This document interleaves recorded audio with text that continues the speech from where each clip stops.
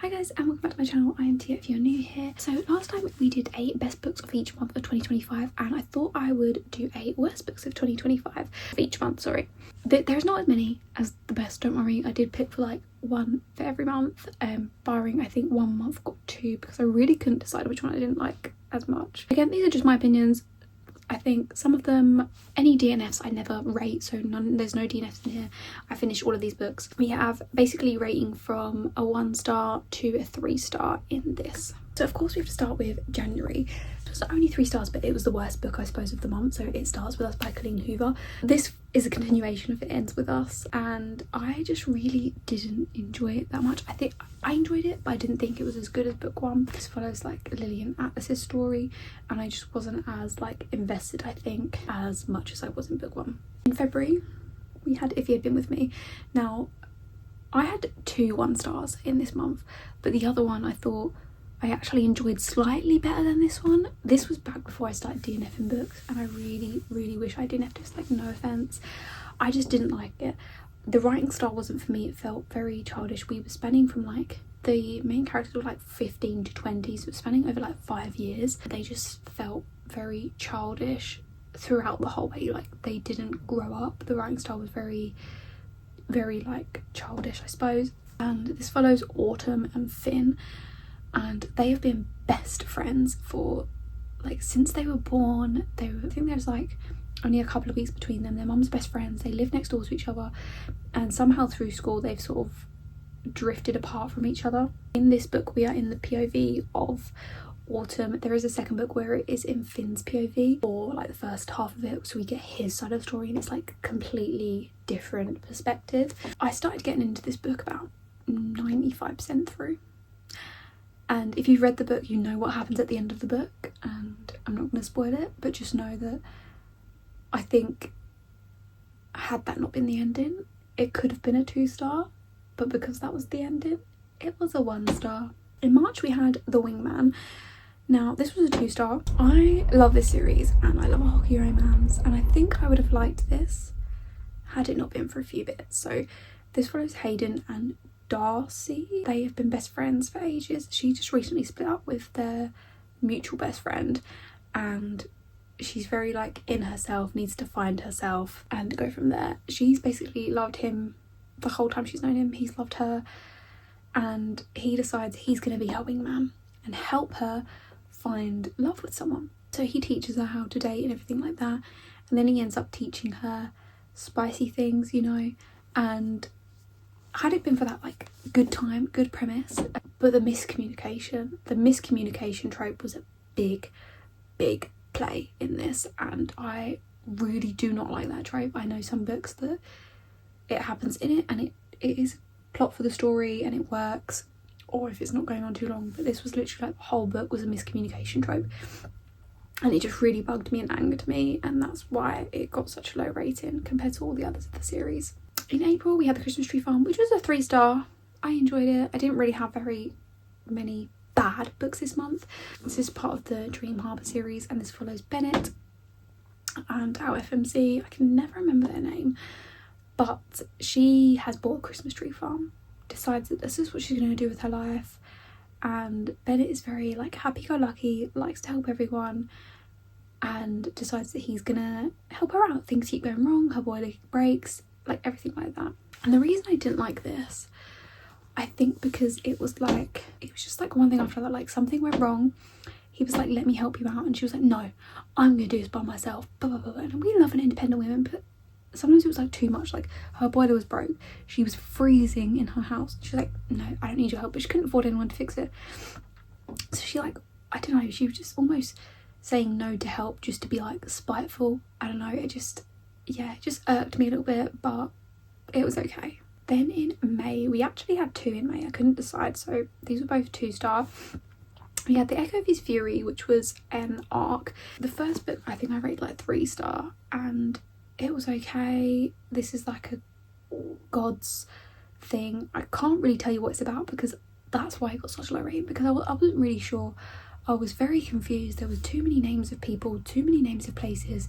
I couldn't keep up and I just wasn't having a good time. So I honestly, I don't know what happened. Then we had Nocturne, which is like a vampire-y type thing, and I think it's set in like the 1940s, I want to say.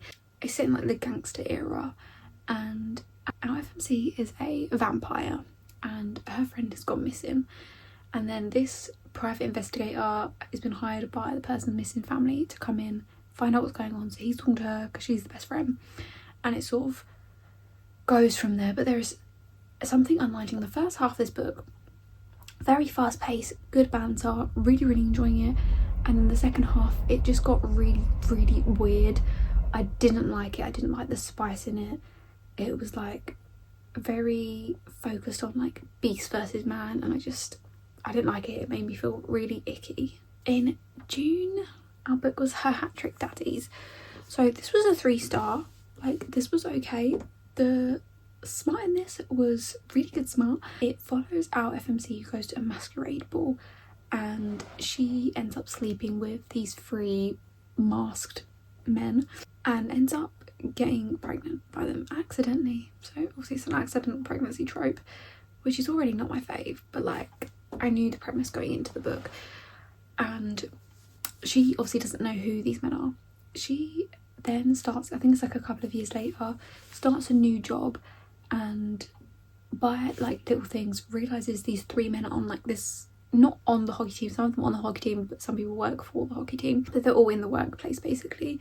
From like one of them lifts their arm up and they have like a tattoo there, and there's like little things like that. And obviously she realizes that they are, or one of these are the 3 men, and one of these men are the dad basically. And it goes from there. And I think had this been a bit more plot focused, I think it would have been quite a good book, but the plot sort of got lost in amongst the smart. There was too much smart, which sometimes works, sometimes it doesn't. I just think the plot took a back burner, and for such a big plot of the story, it was really forgotten. Then in July we had Den of Vipers. Now this only got a 2-star because of the men in the story. This is a Why I Choose. It follows this girl who's basically taken as payment for these guys because her dad was like gambling and stuff, and they've taken his daughter as a repayment debt, and she ends up getting with these guys. And it was like, the FMC is very pick me, she's very edgy, she's not like other girls, and it was just, she was infuriating. And this book's like, was it over 500 pages or was it over 600? I can't remember, but it was like, it was too much. The smart was like weird, which sometimes I don't mind, but it was just too much smart, and it wasn't like, there wasn't a lot of plot in this book. The last 2.5 hours of my reading time was pure smart on my Kindle, and I'm not even exaggerating. And no, I wouldn't recommend this at all, but obviously some people liked it, so it might be for you. In August we had Rolling 75, which was a 3-star. It was okay. It follows our FMC and FMC who have been best friends for years and years, and he basically has fancied her whole life. Something ends up happening and she ends up like running away. He has been trying to stalk her for like, I think it's like 4 years or something like that, and he's like so down bad. Like, when I say this man is yearning, like he is obsessive. And the rest of the book was good, the obsessiveness was good. The book was just lacking something, and I don't know what it was. It was just lacking something, which is why it didn't get high enough rating and didn't motivate me enough to continue the series. But maybe if I'd read it at a different time I might have enjoyed it, but just at the time it wasn't for me.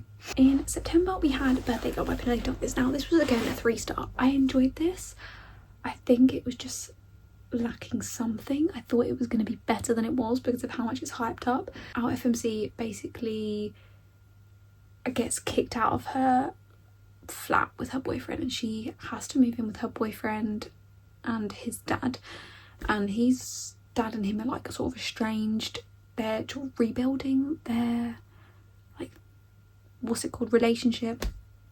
The boyfriend is an asshole, like he just does not appreciate his girl enough, and Daddy Pike comes in and decides, I like her, and they have like a bit of a thing going on. But it was weird, like at one minute he's like, oh, you're too young for me, and kept calling her little girl, and it felt really icky. So then he was like, oh, you're just a little girl. And then when they obviously had sex and stuff, I'm like, you just said she was a little girl, like you're making it a bit weird by calling her a child and then sleeping with her, and I think that's where the disconnect was. In October we had Calix, which was getting a 3-star. This was a novella. It was a little bit fun, very much like insta love. This guy sees a girl at the college, decides that he's obsessed with her straight away and follows her around and does everything in his power to like be cute, kind of. I think it was just a little bit rushed, which is why I enjoyed it, but I didn't get like a high rating. I think it was just a bit rushed. Obviously it was a novella, but I think the relationship should have had that little bit more time to develop, especially on the FMC slides. I get the man was like, this is like his brain and he's like completely obsessed with us and seeing her, but that's not how her brain worked, and it just felt like very insta-lovey love bombing, and I don't know, it just didn't work. In November we had Fearful. Now this was only 2 stars. This was the latest novella in the Powerless series. This novella is about Kit, which is Guy's brother, and Mara, who is like death, I suppose. I couldn't really tell you what this was about because it was so confusing. I left the book being more confused than when I started the book. I'm not really sure what was happening, why it was actually needed. I think it was just a filler and it felt like it actually had no relevance to the plot. I know Powerful, the first novella, actually had plots of the story, like because it was from Adina's side and what happened, but this had no substance. It was just like a filler thing. It's like A Court of Frost and Starlight Nectar. I know a lot of people didn't like it, but it did have substance because it gave you the start of Cassian and Nesta, whereas Fearful, just unless there's going to be more books based on Kit and Mara, then it's not needed. And then in December we had Cult. Now this was a 2-star.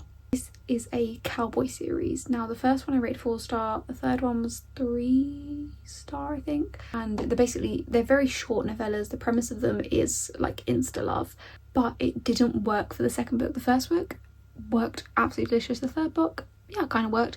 The second book it just didn't work for. I just don't know what it is. I really didn't enjoy this. He's the sheriff and he finds this girl, has one night stand with her, 6 months later, like then she goes, 6 months later he finds her again, and yeah, he's just like not letting her out of sight. I don't know what it was, the disconnect, just something happens. Sometimes you're not in the right headspace for a book. Sometimes a book works and sometimes it doesn't. Sometimes it works for somebody else, sometimes it doesn't work for you, and that is okay because reading is subjective. Hey guys, these are my opinions. If you might have read these books and think, I absolutely love these, what are you talking about?